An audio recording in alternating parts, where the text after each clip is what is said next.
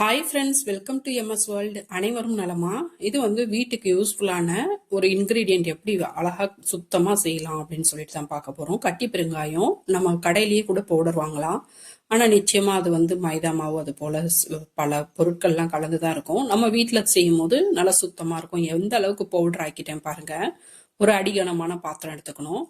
அதை நல்லா ஹீட் பண்ணிக்கணும். அந்த பாத்திரமும் சூடாக இருக்கணும். பெருங்காயத்தில் ஈரம் இருக்கக்கூடாது. இந்த இடிகளில் வச்சு தான் நம்ம பெருங்காயத்தை தூள் பண்ண போகிறோம். அதனால் இதுவும் ஈரம் இல்லாமல் பார்த்துக்கணும். நல்லா ஹீட் பண்ணிடணும். பாத்திரத்தை ஹீட் பண்ணிவிட்டு லோ ஃபயரில் வச்சுட்டு பெருங்காயத்தை அது மேலே போட்டு, பெருங்காயம் ஒரு 2 நிமிஷம் ஆனதும் ஹீட் ஏற ஆரம்பிச்சிடும். அப்போ இந்த இடிகளில் வச்சு ஒவ்வொரு பக்கத்துலையும் இது போல் அழுத்தி அழுத்தி கொடுக்கணும். அப்படி அழுத்தி கொடுக்கும்போது அப்படியே இலக்கமாயிடும். பெருங்காயம் சூடேற ஒரு இலக்கத்தன்மையோடு இருக்கும். நம்ம இப்படி அழுத்தி அழுத்தி பண்ண பண்ண அதை அப்படியே விரிஞ்சுக்கிட்டே போகும். கொஞ்சம் கொஞ்சமாக கிறிஸ்பி ஆகிட்டே போகும்.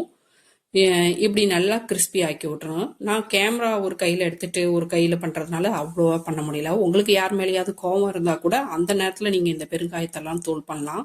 அவங்கள நினச்சிக்கிட்டு நல்லா இப்படி அழுத்தம் கொடுத்தீங்கன்னா நல்லாவே உங்களால் பண்ண முடியும். கோவத்தில் பண்ணிங்கன்னா நல்லாவே பண்ணிடலாம்.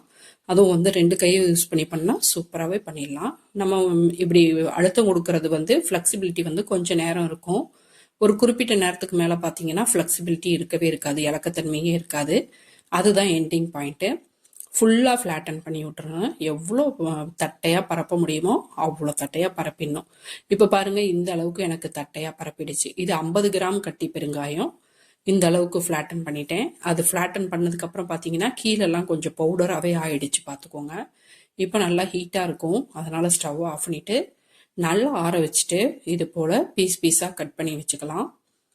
எவ்வளோ பீஸ் பீஸாக உடைக்க முடியுமோ உடைச்சிக்கலாம். உடைச்சிட்டு மிக்சி ஜாரில் ஆறுனதுக்கப்புறம் தான் உடைக்கணும். உடைச்சிட்டு மிக்சி ஜாரில் சேர்த்துக்கணும். பாருங்கள், அழகாக 2 விரலாலேயே என்னால் உடைக்க முடியுது. இதை நல்லா ஃபைன் பவுடராக அரைச்சி எடுத்துக்கணும். அரைக்கும் போதே அவ்வளோ மனமாக இருக்கும். ஈஸியாக அரைச்சிடும். ஒன்றும் கஷ்டமே இருக்காது. மற்ற நம்ம ஜீரகத்தூள் மற்றதெல்லாம் எப்படி பவுடர் பண்ணுறோமோ அது போல தான். இந்த மூடிலையும் அங்கங்கே ஒட்டிகிட்டு இருக்கு பாருங்கள்.